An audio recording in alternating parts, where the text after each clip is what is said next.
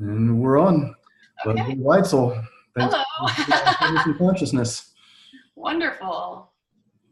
So you are a dance teacher and also gyrotonic and gyrokinesis. And I think most people probably know what dancing is, but what is gyrokinesis? So the two methods are sort of sisters, if you will, of a system of exercise developed by a man named Julia Horvath. So the gyrokinesis method doesn't require any kind of equipment. So you have, it's kind of, originally, I believe it was titled Yoga for Dancers. So it's very similar in format to a yoga class in that you go in and you have a mat and a stool and you move with no other apparatus or props of any kind, really. And that class is lovely. It's a flowing class. It's very three-dimensional movement using breath and movement and awareness of the body to, it gives you a wonderful workout, but it's also very beneficial for the nervous system and your energy and how you feel inside your body. So generally people come in and leave class feeling completely differently, usually very uplifted, and they feel very open, and it helps your mood and your posture and all kinds of things. So in parallel to that runs the gyrotonic method, which is on equipment. So the foundational material, there's a tower with a pulley system and weights, and then a bench with a handle unit. And there's a whole series of formatted exercises that move through all of the different parts of the body. So there's a spinal motion series, a hamstring series, an abdominal series that if you do a full hour-long workout really gives you a complete workout of the whole body. And again, using the breath and the nervous system and just your awareness of the inner world of the body. It really dives a little bit deeper than some things that I've experienced into your inner world and how you're experiencing yourself inside your own body, which is so beautiful and so rare these days, that we're so focused outwardly on the phone and the computer and work, and everything is outward. So to be able to go in and at the same time be moving is quite interesting. Yeah, and you're one of two teachers in Indianapolis, right? Is that what you were saying? There's only Yeah, I don't think there was a woman teaching gyrokinesis here for a little while, but I looked her up when I got here, and I don't see anything advertised and haven't been able to contact her, so I don't think she's still giving classes.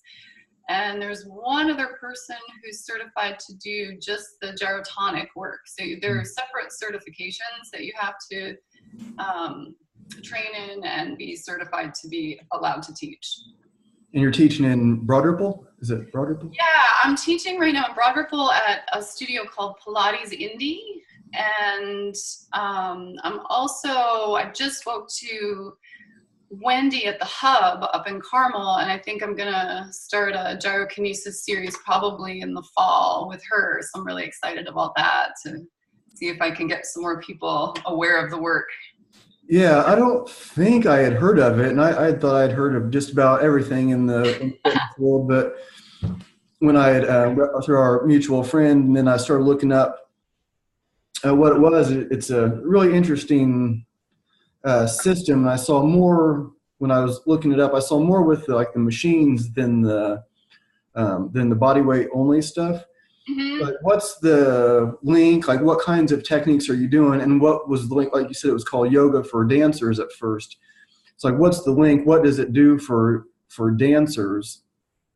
Well, what's sort of interesting is the man who created it was a dancer. So he came from that perspective. And as I understand the story, he had some injuries and he isolated himself on the island of St. Thomas, which just sounds horrible. Yeah. And sort of developed this system through his own self-experimentation to try to rehabilitate himself from the injury. And then I think out of curiosity in how the body works and how it can feel its most expanded and its most sort of ideal, in its ideal state. Because everything, you know, gravity's pulling us down and our bad habits are kind of putting us in weird positions. So this is a way of putting yourself into your best position, into your best feeling body. For dancers particularly, because he was a dancer, he so understands how dancers move, what they want to feel. And dancers are always looking to be a little more strong, a little more flexible, a little more expanded out of their bodies. And then depending on the form of dance, you're putting yourself into these very extreme positions, which if you have the proper foundation of understanding of where your body needs to be in its anatomy, you can get to without injuring yourself. Whereas if you don't really have the strength or the flexibility or the understanding on top of it, you're trying to create these kind of wacky positions and then you end up getting injured because the support system inside, the deeper muscles isn't really there. So I've found that it's been very, very helpful in my own dancing, just in terms of pain. Like, I really don't have any kind of pain. You know, most dancers usually are nursing some kind of little injury here and there, and I really don't feel like if I'm practicing regularly, I don't feel like I get injuries. I don't have any more back pain. I used to have terrible low back pain almost all the time, and that's gone. So it really, it helps with, if you have an injury, rehabilitating the injury. You can really work with someone who needs help in a certain area. So it's very helpful on many, many levels, really. Yeah, so you're building the strength at the end of your flexibility. Is that what a lot of it is? So you're going to be like fully extended or flexed, and you're building strength at the ends of these joint ranges. Is that a lot of it? You're developing strength and flexibility simultaneously, which sounds kind of odd because there's always a contrast, but it's like you're trying to strengthen muscles that are very deep in the body as well as the outer muscles, but at the same time you're trying to create space and a reach through lengthening the muscles, as opposed to a contraction where everything goes in the same direction. So there's always a contrast in the movement in two directions. So something's stabilizing, something's reaching, something's stabilizing, something's reaching. So it's a very interesting, they use the word yawning quite a lot. You're yawning your muscles as opposed to thinking of contracting them, holding them. So you're never trying to contract. It's really more of an expansive movement always, which it makes it feel a little bit different as the body processes it than if you're just thinking, oh, I'm going to lift a weight and hold. Yeah. Yeah. So it's a lot of like, is it put together like the gyrokinesis, the stuff without the equipment? Mm-hmm. Does it look like, is it similar to yoga where you're like flowing from one technique to the next? It's like a sequence, or is it like we do this and then we do that and then we? Yeah, well, so in its full format, the classes are formatted specifically in an order, and they're designed to not stop. So it becomes like an hour or an hour long moving meditation almost. So if I had people that were new, I might stop and start a little bit to help them to understand some of the movement, or to kind of dive further in so they can get the most out of the technique of the movement, because there's very specific ways of moving the body so that you're getting the most out of it. But once people have an understanding, then you really want to flow through a class and feel like you're moving for pretty much the whole hour. There's one little transition from the stool to the floor that, you know, people are putting away their stools and moving stuff around, but otherwise it's really a beautiful flow. And so you mentioned the stool to the floor. So are you doing, it's like goes from like sitting positions to, are you doing, is it like standing and sitting, like in like quadrupedal, like all kinds of, yeah, so a typical, so if I was going to do is like a 60-minute formatted class, there's a little bit of a standing sequence that kind of sets you up to sit down, because so often people are coming from sitting, so you don't want to just sit them right away, because then it's sort of like, okay, we're sitting again. So you kind of want to wake the body up and then sit, and then it starts with spinal movements. So the spine is really the root.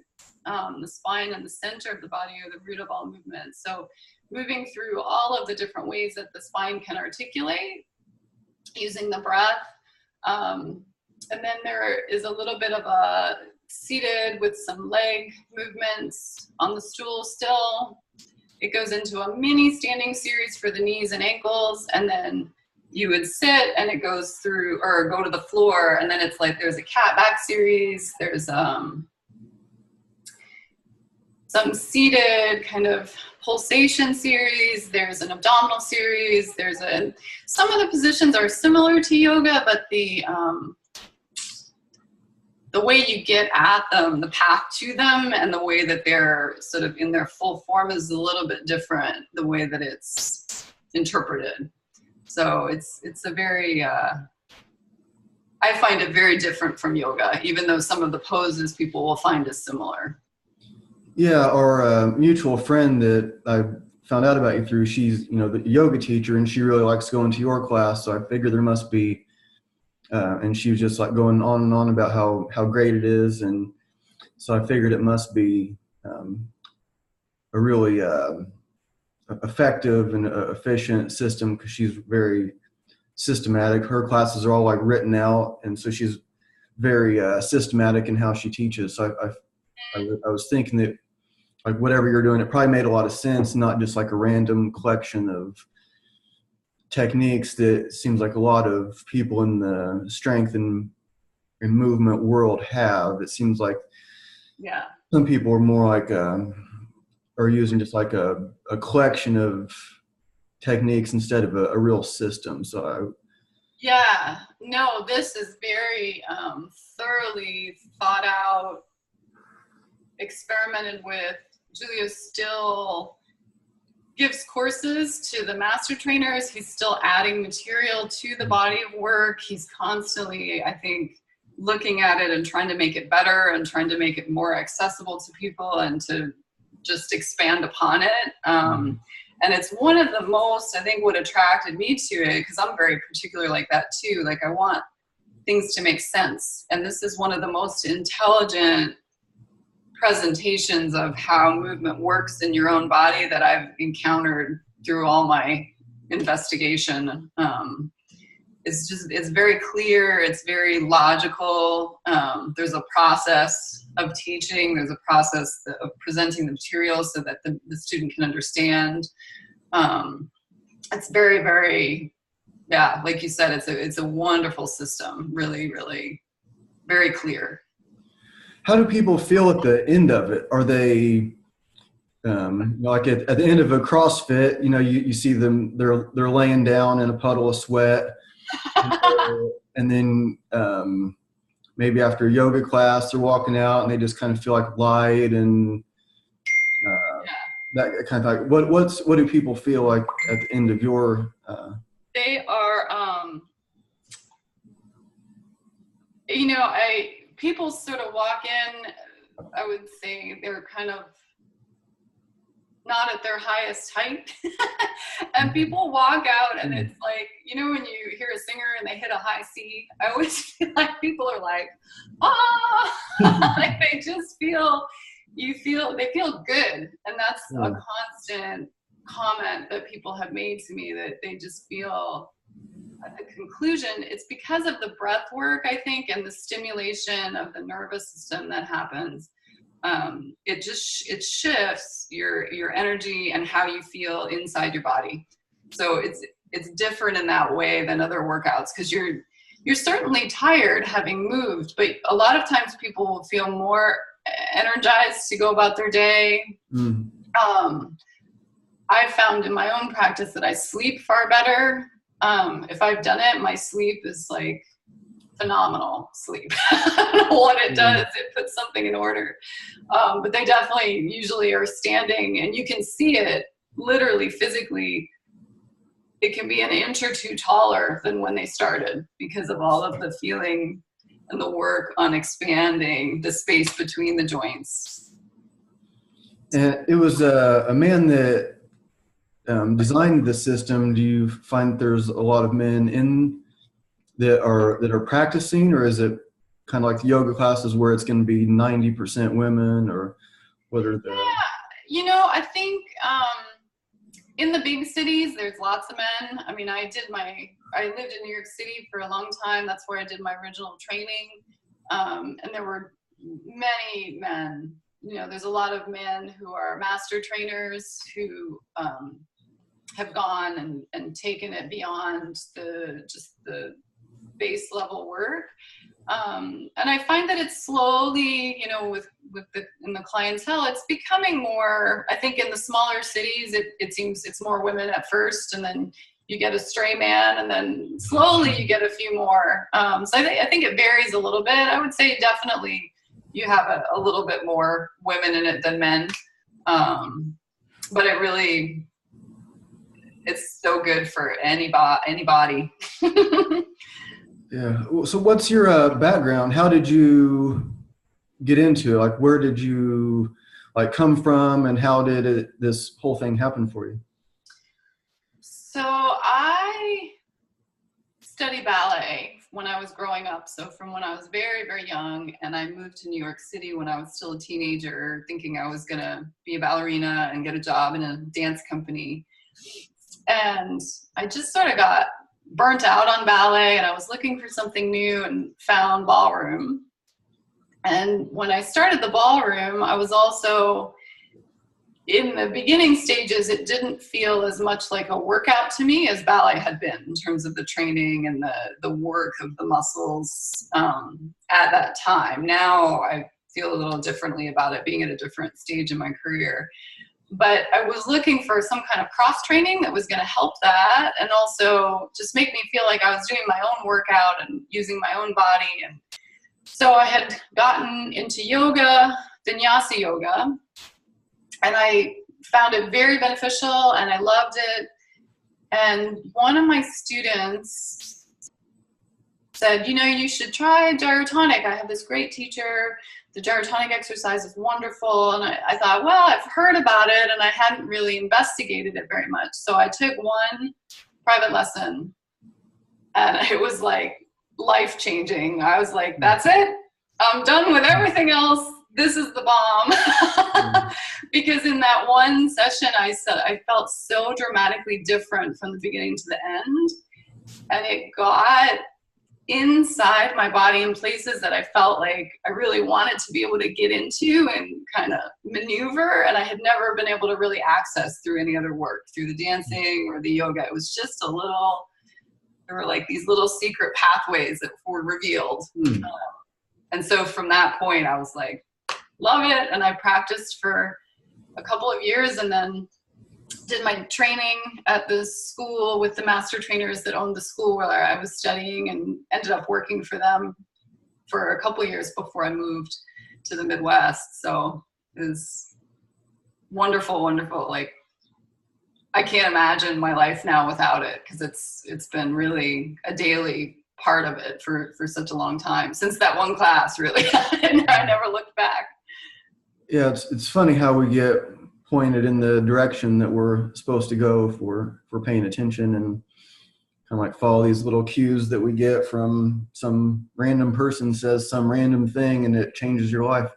Yeah. Do you like personally, are you doing more with the machines, the gyrotonics, or do you do more, or is your personal routine more the gyrokinesis? For me personally, because I don't own a machine, I do more gyrokinesis on my own, because that's, you know, I can get up in the morning and do it. At some point, I would love to own a machine that I could hop out of bed and get on. But so I'll go down when I'm teaching, or I'll, you know, if I have time to go down, I'll work out on the machine in addition to that. But I really, the gyrokinesis practice is more my regular practice for myself right now. Yeah, it sounds really interesting. I'd like to take one of your classes. What times do you do it? What times are they? Well, right now, the only group class that I regularly am holding is 9:30 on Wednesdays at Pilates Indy. And then I'm doing private lessons, and then I'm still figuring out what I'm going to do with this class in Carmel in terms of time and day. So I'll let you know.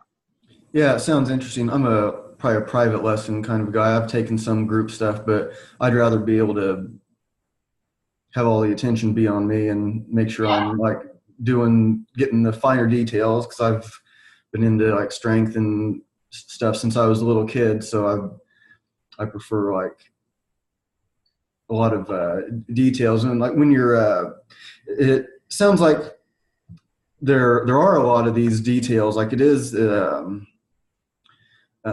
like coming from like dancing, where like, especially if you're competitive and you're at this higher level, there can be a lot of moves that you have to learn. And like, okay, and you have, I don't know, I've never really been a dancer, but so you have like it would seem like a short amount of time to learn a bunch of different moves, this sequence, and maybe you can do this move and that move, but then now you have to like put them together. And this is like, okay, that's complicated. I'm having trouble putting this, you know, like if, like guitar chords almost, or something like that, like where you can play this chord, you play that chord, but that, man, switching between them is tough. So you have to like, practice, like, so going from like the dancing where you had to learn these things, like what, I guess, like what's the connection? Like, why does it, like, I think I asked you like at the earlier, but like what more, if you're into these different things and movement is getting so popular now, where people are going outside of the normal, and they're doing more like body weight flows, and they're doing these different things. So like what's like more of the connection, like whether it's like a dancer or somebody that just likes to flow around, like what are these, you mentioned like the nervous system, like what like more is it doing for you? Like how does it connect and like flow together? And I guess if you could just like describe a little bit more of like what you're actually doing and what it looks like and how it helps people generally, not just like dancers. Yeah, well, so the body of work as a trainer, I have the body of work that I'm, you know, licensed to teach, to draw upon for a class. So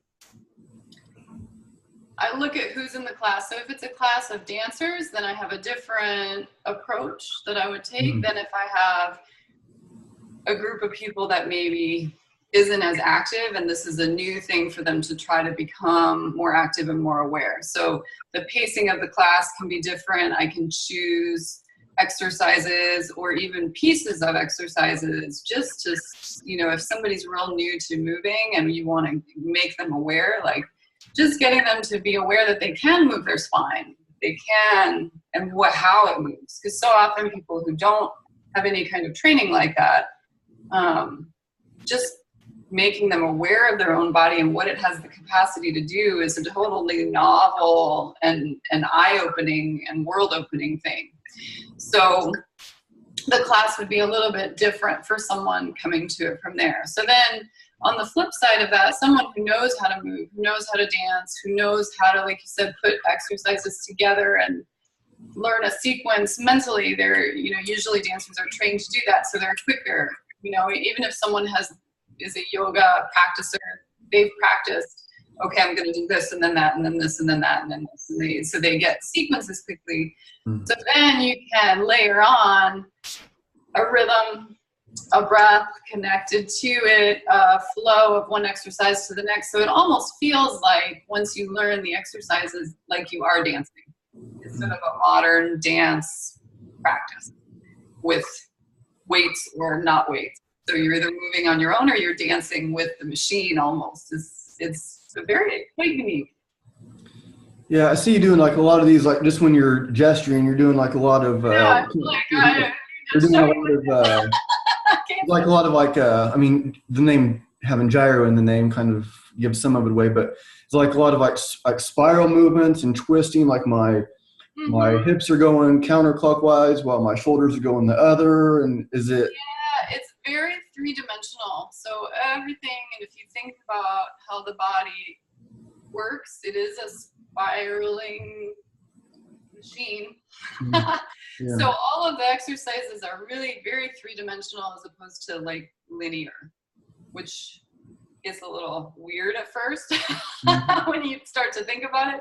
And that's, again, dance is also that way. So that's another sort of correlation, is you're really trying to think about your body moving in not just two planes, but in three dimensions, and how, you know, if you're moving forward, something's moving back, and what is it? And then something's moving in the other plane. So it's never really just one line. So it's very, what's the word? Sort of expansive. Yeah, I do a lot of kinds of like movement stuff. I've never really been into like dancing. I was thinking actually of taking some kind of dance lessons or something like that. Just like I'm pretty mobile. I can move well. I'm strong throughout my range of motion and stuff, and I can flow and everything. But there's like, I'm not really like wanting to be like out on the dance floor and doing stuff. So like there's like something about me that I need to kind of like loosen up, like more mentally, I guess, and not just like physically. Yeah, Like, yeah. If Hi, Ryan. what's that? Time to dance. And so is it kind of like I know you said like flowing, like putting these sequences together. Is it kind of like a dancey class? Like if somebody was like walking by and they look through the window for a minute, are they thinking, oh, there's a dance class going on? Or do they think like, oh, that looks like a yoga class. That looks like if somebody just like walks by and looks in the window for a minute, what do they? You know, it would probably depend on what portion of the class you were in. You know, if you were in the mat portion, it would maybe look a little bit more like yoga. The seated part almost looks like dancing while seated. So I'm not quite sure what they would make of that.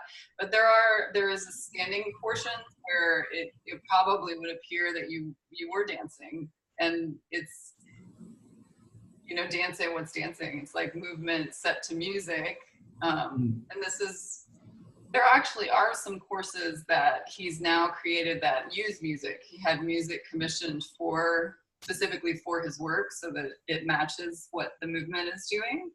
But even if you don't have outside music, my trainer often talked about, you know, you're creating a rhythm through your own body. So it's like you're making your own music and you're using the music of your body. So your breath is music, your heartbeat is music. It's like, how do you tune into your own music?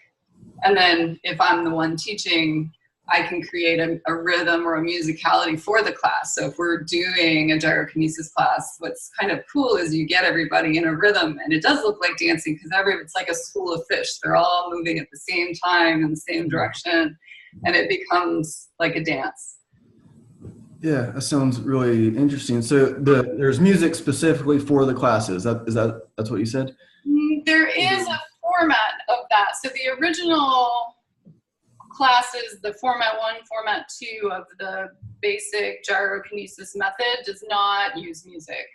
But I believe I think there's more than one course I think it's with music. It's called Gyrokinesis as a Musical Journey. And I have not yet I did one class with it and it was very, very interesting, but I would need to go and take the certification to be able to teach that, which is definitely on my agenda.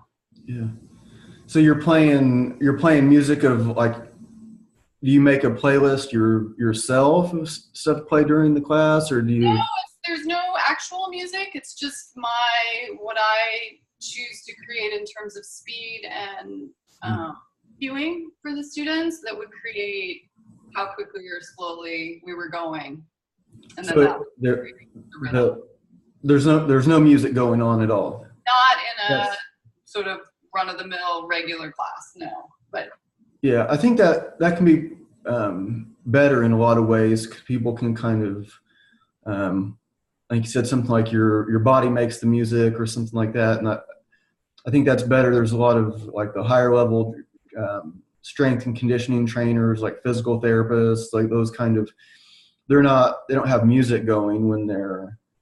So you hear your breathing, you hear I think you can kind of like tune in. So there's, like, I'll use music in my classes a lot of times because I'm also trying to teach like kids also. So I'm trying to expose them to like cool music, and I'll have like it's not like workout music. It might be like tribal, like Native American stuff, or like some kind of African thing, or from India, or some kind of hippie music, Grateful Dead and Pink Floyd, and all kinds of.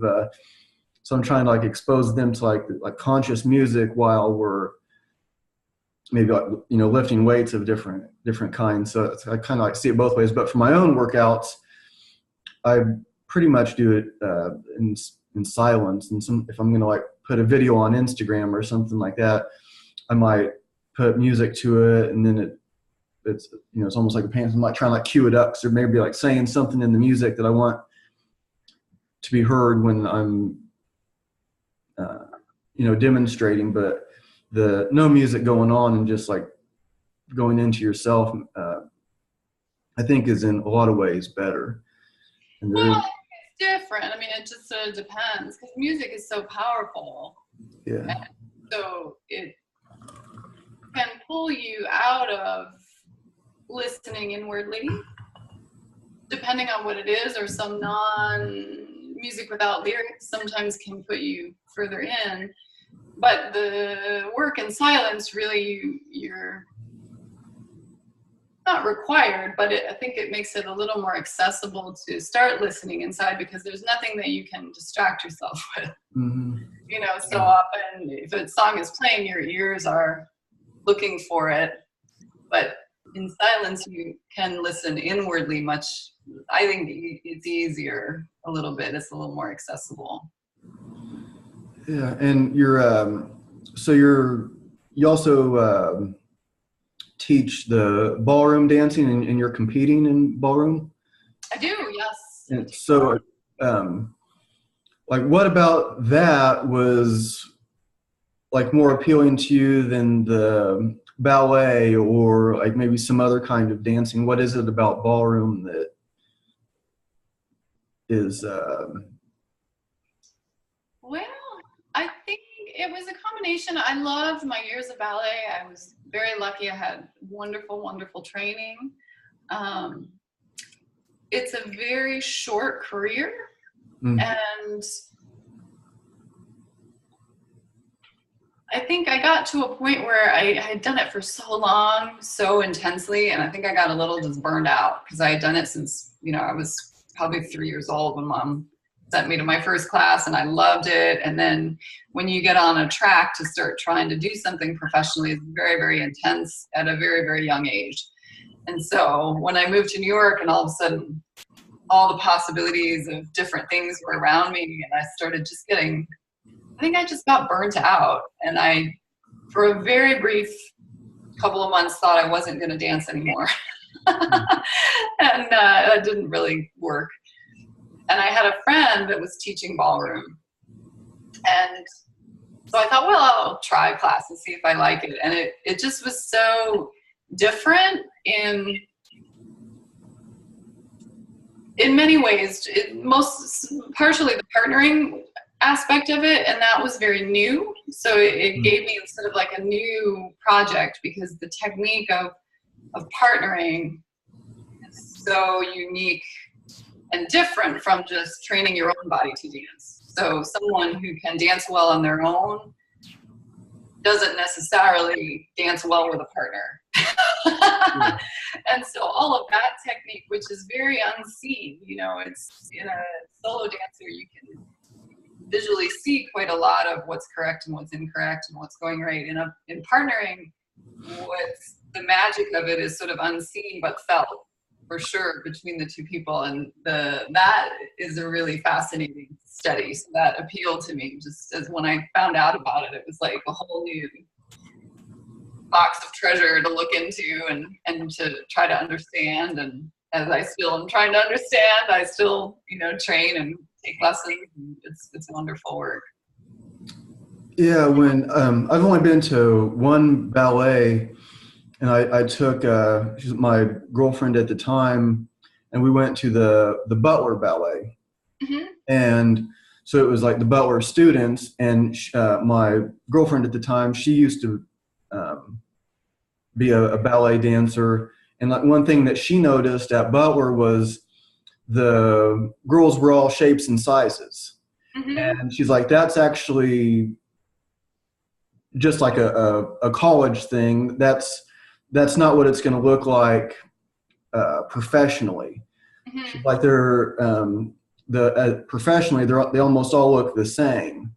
Like they're the same like body type, because when you're, and after like she said, I could kind of see what she meant, because when you kick your legs up or do whatever, if you have somebody that's 5'3", somebody that's 5'9", somebody that's 120 pounds, somebody that's 160 pounds, it doesn't look the same as everybody's 5'7" and 115.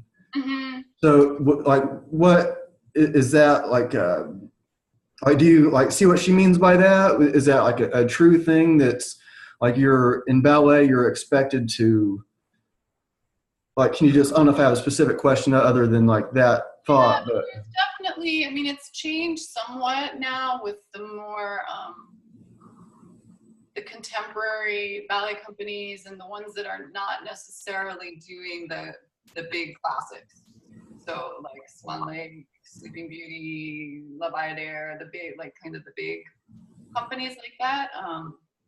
There is a body type that is, you know, the thin sort of between 5 this and 5 that. Different companies, I think, have different height that they welcome.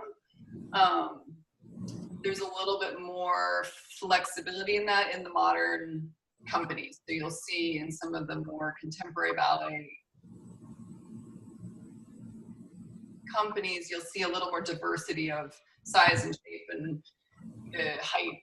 You know, it's a little bit different. But, you know, for a while, the ballet was real thin, was in, and that was the only body type that was really considered acceptable, and there were a lot of problems because of it. Mm-hmm.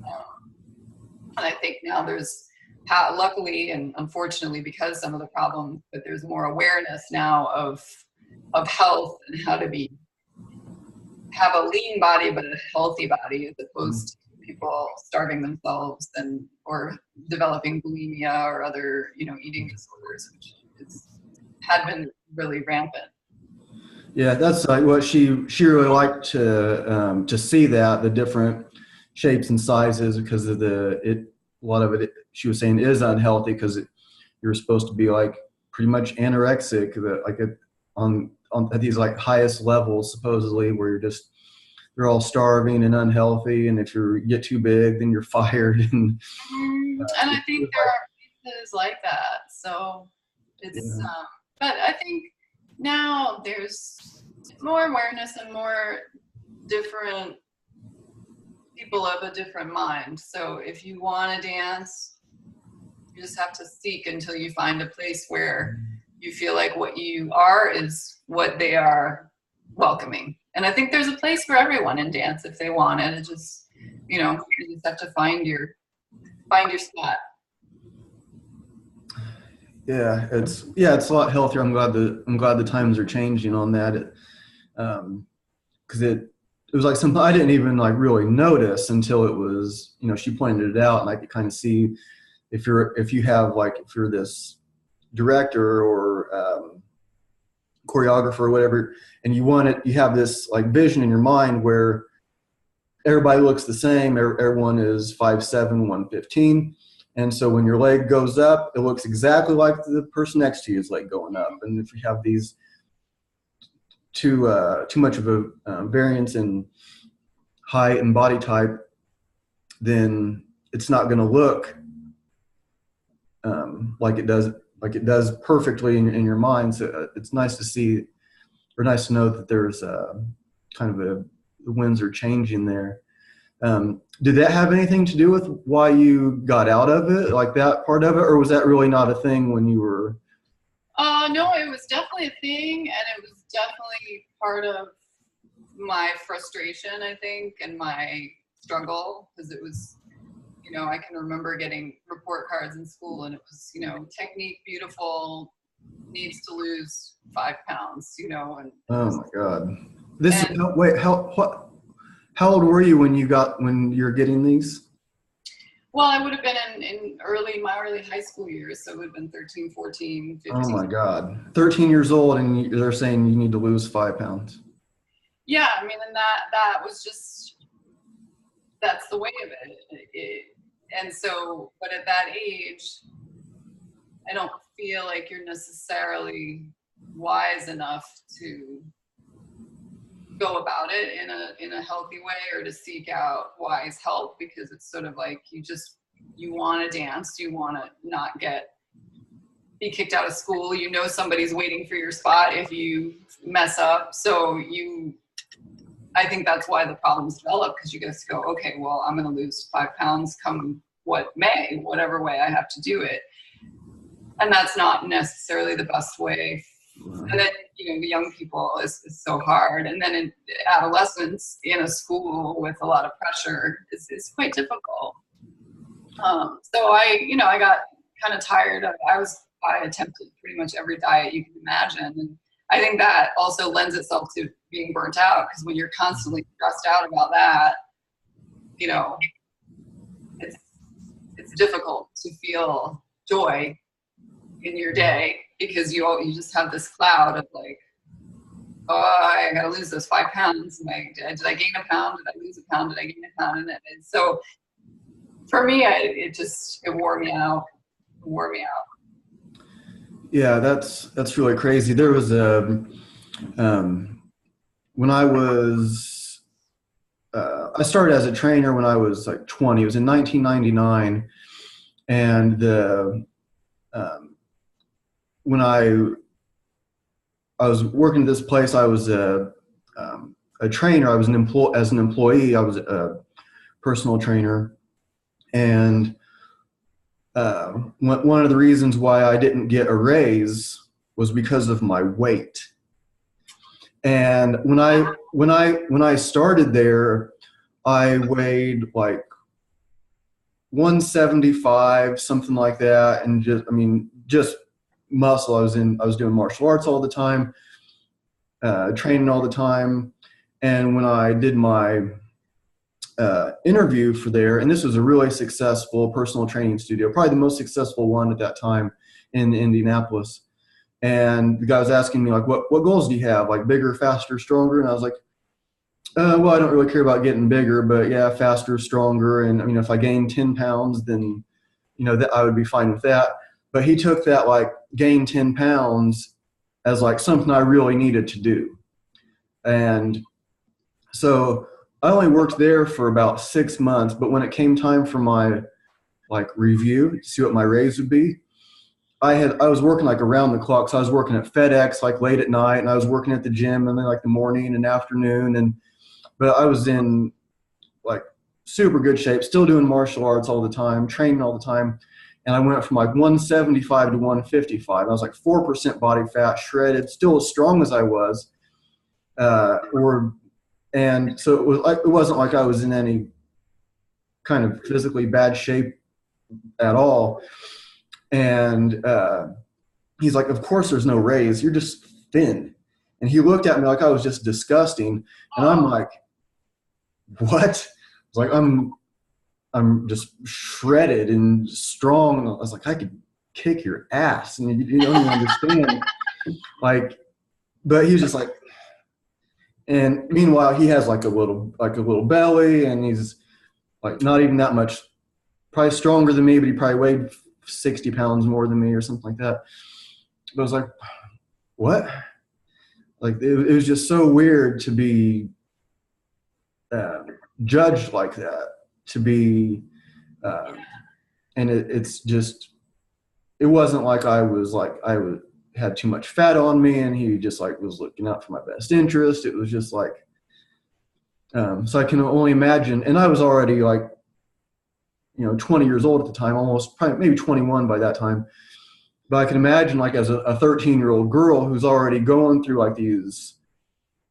puberty and these things are happening. So they already have all these like weird things happening that you're trying to going on. And then you have somebody telling you, yeah, you need to lose 5 pounds when really you probably don't. You probably shouldn't lose that 5 pounds.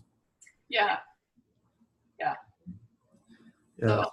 Pretty amazing. So like with the ballroom, you talked about like the, like the short career of the ballet, and then you have like the ballrooms. Like what are the, like the movements? Are you doing like some of those movements can be like kind of acrobatic also, right? And are you doing like that kind of stuff, or is that a different sort of thing?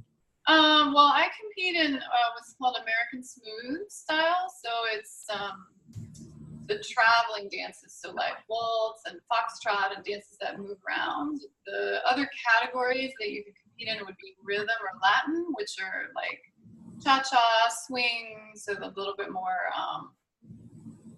stable, not so orbital in their nature. And then there is a category called theater arts or cabaret, which is very acrobatic. It's like Cirque du Soleil kind of like lifts and a lot of very, very athletic dancing. So in the ballroom competitions as a whole, the dancing is quite athletic nowadays on the professional level.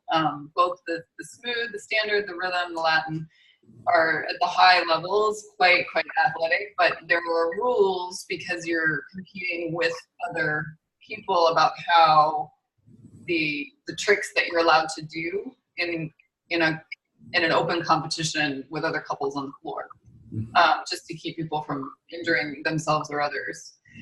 Once you get into solos or the cabaret theater arts stuff, it can be really super athletic. So someone's probably not going to do that quite as long as they could dance in the open categories. And even in that, there's, you're probably not going to see someone in their 60s competing in the open professional categories.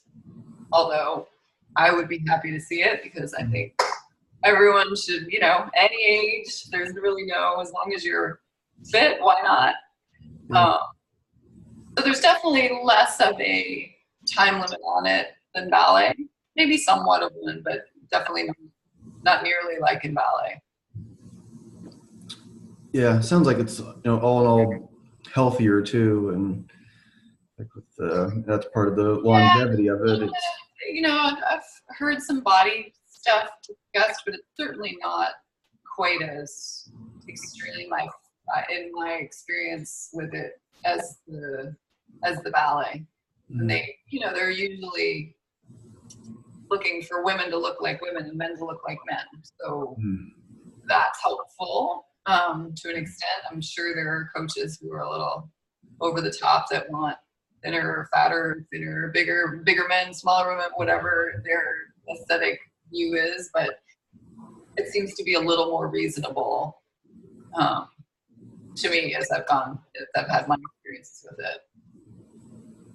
Yeah. So you have like the same partner that you do all this like competing with, and I have one partner, and then you learn your routines, and they are set. And then when you go, you stick to your plan, hopefully.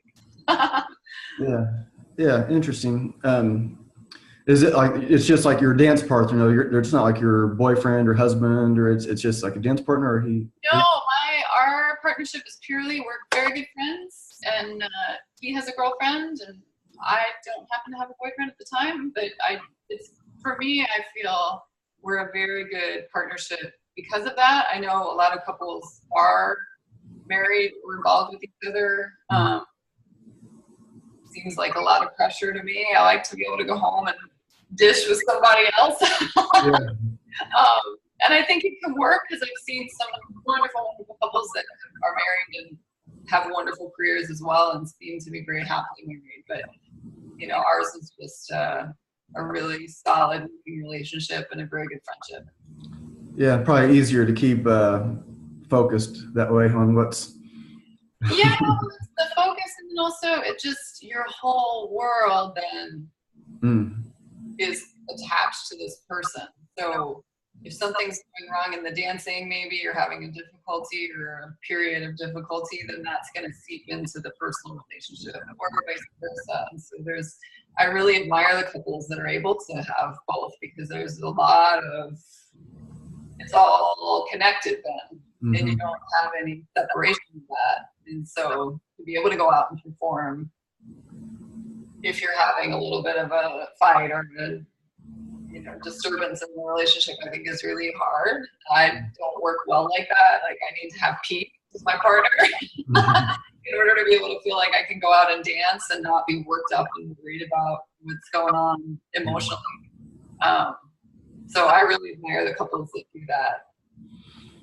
Yeah, probably gets all kinds of little things could probably come up to like mess up little things, or you're mad because the person messed up some move or something, and then it come out in like more domestic situations. But yeah, I mean, I've seen couples that just fight like cats and dogs, and I just don't know how. It's not for me. I just wouldn't want my performance experience to include that. So. Yeah. Well, I'm about out of questions for you. I think we've been going for about an hour. Is there anything that we haven't touched on that you were wanting to get into? I'm not in a hurry or anything. So. No, not at all. I think it's been great. It's really nice talking to you, and I hope you'll come and do gyrotonic exercise with me one day. Yeah, I just might. I wouldn't be able to make it to the group class, but I might have to get a private session from you and see what happens. And so how do people say again, like, where it is that you're teaching? How do people get a hold of you for classes? Do you do anything online? Do you do anything like for remote students? Or I don't currently.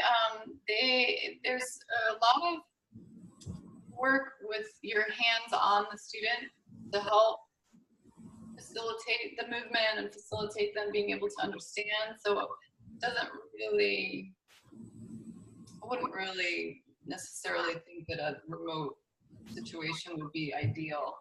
But I'm at Pilates Indy. The Gyrotonic website, which is just www.gyrotonic.com, has my information on it as well, so people are welcome to contact me directly. And that's also a fantastic resource because they have explanations of the different methods. They have videos so you can see a little bit of the movement and what it's about. So it's a useful tool. Some interviews with Julio, which are really interesting to see him speaking about his work. So I would encourage people to look at it and see what's going on. Yeah, it looks really interesting and different than a lot of the other fitness methods out there. It looks really cool. So any final thoughts for us? Final thoughts? No, I just think everyone should try it. Everyone should try it. So please look for it. If you can find a trainer in your area or a class, I would definitely seek it out because it certainly transformed my life, and my relationship with my own body is certainly very, very different because of it. So I would, in a good way. So yeah, sounds good. Well, thanks again for coming on. It was nice to get to know more about what you're doing, and I will stop the recording, and I will talk to you for just a minute when we're done. Okay, great. Thank you.